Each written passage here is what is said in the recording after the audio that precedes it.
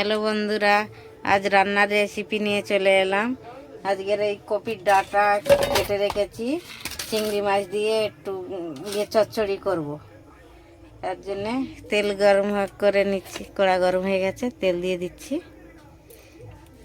চিংড়ি মাছটা ভেজে নেব। তেল গরম হয়ে গেছে, চিংড়ি মাছটা দিয়ে দিচ্ছি। চিংড়ি মাছটা ভেজে নেব।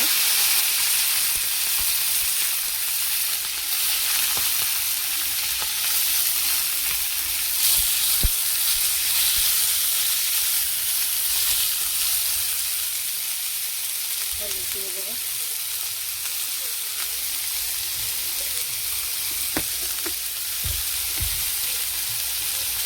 সামান্য নুন দেবো,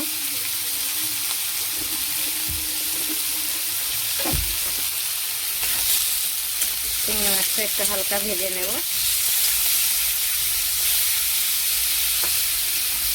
চিংড়ি মাছটা ভাজা হয়ে গেছে, এবার তুলে নিচ্ছি।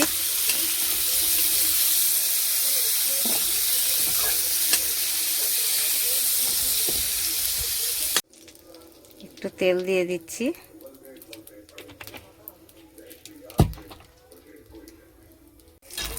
তেলটা গরম হয়ে গেছে, পেঁয়াজ দিয়ে দিচ্ছি।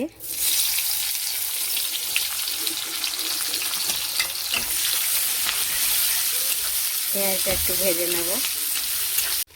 পেঁয়াজটা একটু হালকা ভেজে নিয়েছি, বেশি ভাজলাম না।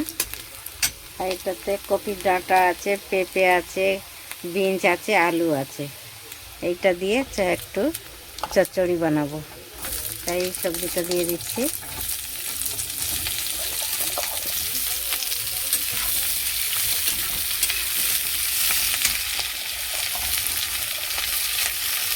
সবজিটাকে একটু ভেজে নেব।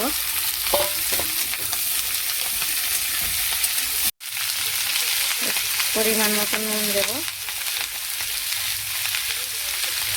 হলুদ দেব, লঙ্কার গুঁড়ো, ধনের গুঁড়ো একটু ভেজে ঢাকা দিয়ে দেবো। একটু সিদ্ধ হয়ে গেলে সবজিটা, তারপরে একটা টমেটো কুচিয়ে দেবো। এটা একটু পরে দেবো, সবজিটা একটু ভাজা হোক, তারপরে দেবো। টমেটোটা দিয়ে দিয়েছি। আবার সবজিটা একটু ভাজা ভাজা হয়ে গেছে, সিদ্ধ হয়ে গেছে আদা। এবার একটু জল দিয়ে দেব।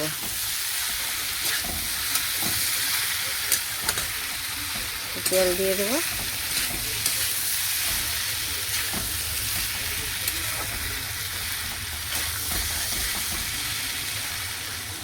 অল্প একটু জল দেবো, ভাজা হবে তো, তার জন্য একটু ডাঁটাগুলো সিদ্ধ হবে, একটু জল দিলাম।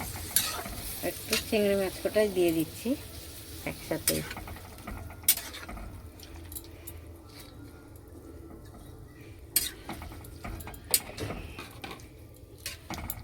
এবার একটু ঢেকে দেব।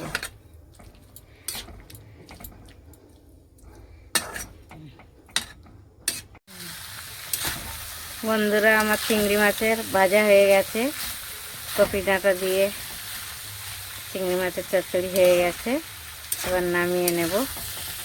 আপনারাও চাইলে এমনি করে খেতে পারবেন, খুবই ভালো লাগবে খেতে। সবাই এমনি করে বানাবেন, খাবেন। ভালো লাগলে লাইক, কমেন্ট, শেয়ার করবেন।